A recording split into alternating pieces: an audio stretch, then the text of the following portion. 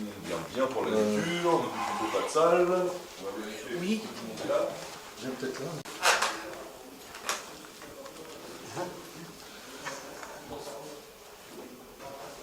Alors, on a un dernier aficionado qui arrive. On n'est peut-être pas à l'abri d'avoir des gens qui, habituellement 14h30, des étourdis parfois qui se... Petite tête. qui arrivent un peu juste. Je suis le représentant. Peut-être des gens qui vont arriver dans 12 minutes, vous allez savoir. Vous me dites, je commence. Si attendre, ah bah là j'ai l'impression que vous allez pouvoir commencer. S'il y a des gens qui doivent arriver, je les glisserai très discrètement. Mais en attendant, bienvenue à tous, belle lecture. Merci. À tout à l'heure. Merci beaucoup de votre présence. Donc, je me présente Michèle Lévy. Je suis comédienne et auteure. J'écris des nouvelles, j'écris des pièces. Et là, je vais vous présenter quelques-unes de mes écritures. Voilà, ce sont souvent des des histoires qui sont un petit peu nées de mon imagination ou d'événements que j'ai vécus et que je restitue un petit peu. Donc là, je vais vous lire une petite histoire qui se passe à Plombières-les-Bains, dans les Vosges, dans une station de cure. Voilà, j'ai eu l'idée d'écrire quelque chose qui se passe dans ce lieu où j'accompagnais souvent mon papa. Voilà, ça reste anecdotique. Donc ça s'intitule. Là, c'est une nouvelle qui se passe dans le jardin du Luxembourg. C'était un de ces jours de pré-printemps où le ciel parisien ressemble à une palette de peinture, où le bleu ciel strié de blanc fait que les nuages ressemblent à des filaments de coton étirés, laissant passer ce bleu si pur quand le soleil brille à Paris. Ce jour-là, accompagné d'une amie, nous avions fait le chemin par le bus 27 du quartier de la place d'Italie au boulevard Saint-Michel. Promenade de lèche-vitrine, le long du boulevard Saint-Michel, de boutiques de mode en bouquiniste, le temps frais donnant envie de presser le pas.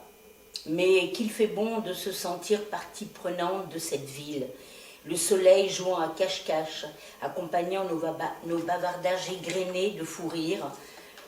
Il faut dire que souvent ce qui fait rire n'est que le reflet de moqueries gentilles, gamineries qui font friser l'œil à tout âge. Court après-midi, le fond de l'air devenant plus frais ce samedi, nous décidons de rentrer. Le bus ayant un arrêt près du jardin du Luxembourg, il me vient l'idée d'y aller faire un tour. Mon amie préfère rentrer chez elle. Je lui dis au revoir et me dirige vers le jardin. Il est environ 17 h, les nuages s'étirent de plus en plus, laissant la place au soleil. Le marchand de glace et friandises à l'entrée du parc a du succès. Je me dirige vers l'entrée et prends la direction du bassin. Il y a comme d'habitude beaucoup de promeneurs et beaucoup d'enfants. Le parc est décoré d'immenses statues en bois, hommes et femmes représentant l'amour. J'ai oublié l'auteur, ne gardant que l'originalité des personnages si grands et si minces. Mes pas me mènent vers le bassin où, comme d'habitude, petits et grands guident leur bateau avec une perche en bois ou par manette électrique. Je passe devant un petit groupe entourant un jeune homme qui, armé d'un bâton, cherche à attraper quelque chose à travers une grille. Rien de bien particulier qui retient le regard, sinon que le jeune homme en jean et pull crème, en basket et casquette à l'envers sur le front, est agrippé par la jambe par un petit bout d'homme de moins de 2 ans, il me semble, vacillant sur ses petites jambes et pleurant à chaudes larmes en réclamant l'objet que son papa s'escrime à rapporter. C'est ce tableau qui fait arrêter les passants et sourire aussi devant l'insistance de ce bruyant garçon qui ne fait qu'accentuer l'énervement du papa. Devant ce tableau, jeune homme charmant, blonds yeux bleus souriants et ce très jeune papa, environ 25 ans, je ralentis mes pas, curieuse de connaître l'objet de tant de convoitises. Me penchant, je remarque sous la grille une pelle rouge en plastique, de celles qui servent à faire des châteaux de sable. Je me permets une réflexion disant qu'un crochet ferait mieux l'affaire. Le jeune homme hoche la tête, toujours tiraillé par son garçon.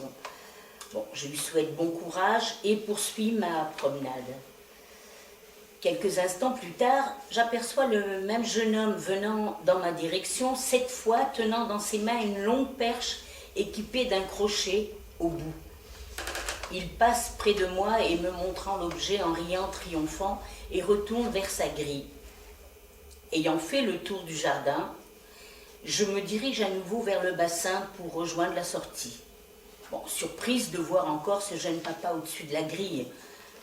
Je m'arrête un moment où il se penche au-dessus de la grille pour accrocher la pelle.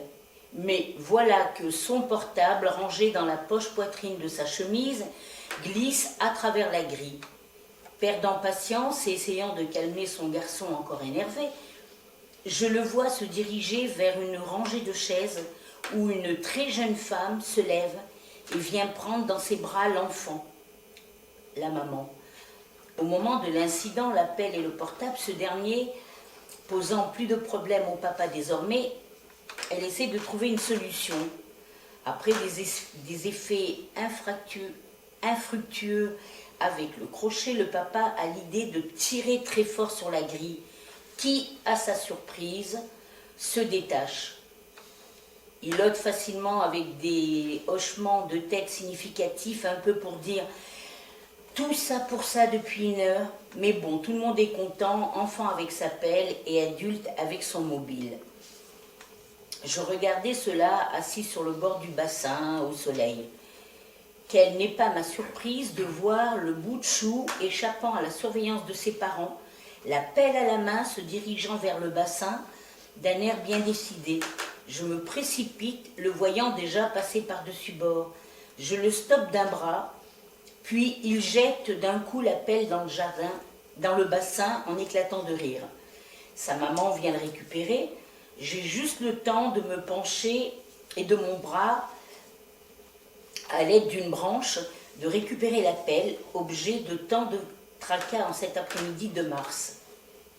La maman, suivant mes gestes, me remercie, se montrant désolée, le petit enfant gesticulant, car jeter la pelle dans l'eau lui a bien plu et il est prêt à recommencer. Le papa nous rejoint, mis au courant par sa femme, et me remercie. Décidément, dis-je, cette pelle aura eu son histoire et sera un souvenir qui s'ajoutera à ceux que vous raconterez à vos amis. Et c'est cette histoire que j'ai eu envie de vous conter et qui vous donnera, qui sait, l'envie de faire un détour par le jardin du Luxembourg un jour de printemps à Paris.